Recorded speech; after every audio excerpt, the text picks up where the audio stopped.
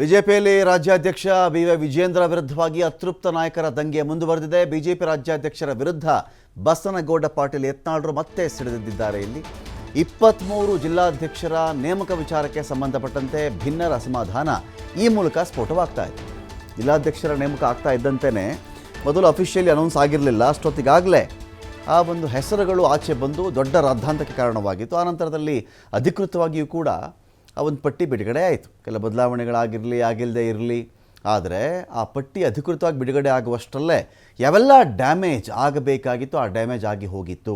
ಅನೇಕರು ಹಿಂಗೆ ಯಾವೆಲ್ಲ ಪಟ್ಟಿ ಆ ಹೆಸರಿದೆಯಂತೆ ಅಂತ ಬಂದಾಗ ಅವರವ್ರ ಕಡೆಯ ಗುಂಪು ಇವರು ಅಧ್ಯಕ್ಷರಾದರು ಅವರಾದರು ಅಂಥೇಳಿ ಜೋರಾಗಿ ಜಮಾಯಿಸೋಕ್ಕೆ ಶುರು ಆಗಿಬಿಟ್ಟಿದ್ರು. ಅಷ್ಟೊತ್ತಿಗಾಗಲೇ ಡ್ಯಾಮೇಜ್ ಸ್ಟಾರ್ಟ್ ಆಗಿಬಿಟ್ಟಿತ್ತು. ವಿಜೇಂದ್ರ ಅವರ ಬಗ್ಗೆ ಎಲ್ರಿಗೂ ಅಸಮಾಧಾನ ಇದೆ.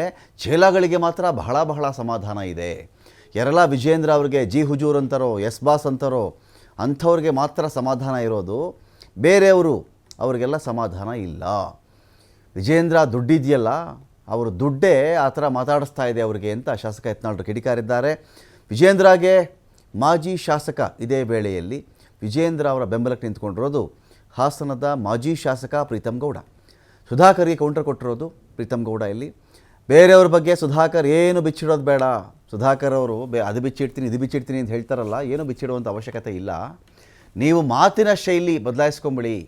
ನೀವು ಮಾತಾಡ್ತಾ ಇದ್ದೀರಲ್ಲ ಸ್ಟೈಲು, ನಿಮ್ಮ ಶೈಲಿ ಇದನ್ನು ಬದಲಾಯಿಸ್ಕೊಂಬಿಡಿ ಸುಧಾಕರ್ ಅವರೇ. ಮಿಸ್ಟರ್ ಸುಧಾಕರ್ ಚೇಂಜ್ ಮಾಡ್ಕೊಳ್ಳಿ ಇದನ್ನು. ಜಿಲ್ಲೆಯಲ್ಲಿ ಒಂದೇ ಒಂದು ಸ್ಥಾನ ಗೆಲ್ಲಿಸ್ಕೊಳ್ಳೋದಕ್ಕೆ ಸುಧಾಕರ್ಗೆ ಆಗಲಿಲ್ಲ. ಒಂದು ಸ್ಥಾನ ಗೆಲ್ಸೋಕ್ಕಾಗಲಿಲ್ಲ ಈ ನಾಯಕನಿಗೆ. ಇದೇ ಸಂಸದ ಸುಧಾಕರ್ ಬಂದು 5 ವರ್ಷ ಆಗಿದೆ, ಪಾರ್ಟಿಗೆ ಬಂದು 5 ವರ್ಷ ಆಗಿದೆ. ಇವರು ಎಲ್ಲವನ್ನೂ ಕೊಟ್ಟಿತು ಪಾರ್ಟಿ, ಏನು ಕೊಟ್ಟಿರೋ ಸುಧಾಕರ್ಗೆ, ಇದನ್ನು ಅರ್ಥ ಮಾಡ್ಕೊಂಡಿರಬೇಕು ಅಂತ ಹೇಳಿ ಮಾಜಿ ಶಾಸಕ ಪ್ರೀತಮ್ ಗೌಡ ಮಾತಾಡಿದ್ದಾರೆ.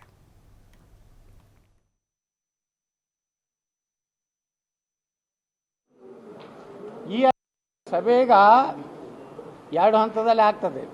ಪಕ್ಷ ಉಳಿಸ್ಬೇಕನ್ನೋಂಥದ್ದು ಗುಂಪು ದೊಡ್ಡದಾಗ್ತಾ ಇದೆ. ನಾಳೆ ಕೂಡ್ತೀವಿ, ಚರ್ಚೆ ಮಾಡ್ತೀವಿ, ಮುಂದೆ ಏನು ಮಾಡಬೇಕು. ಈ ಅಧ್ಯಕ್ಷತೆಯನ್ನು ಸುತಾರಾಮ್ ಒಪ್ಪು ಪ್ರಶ್ನೆ ಇಲ್ಲ.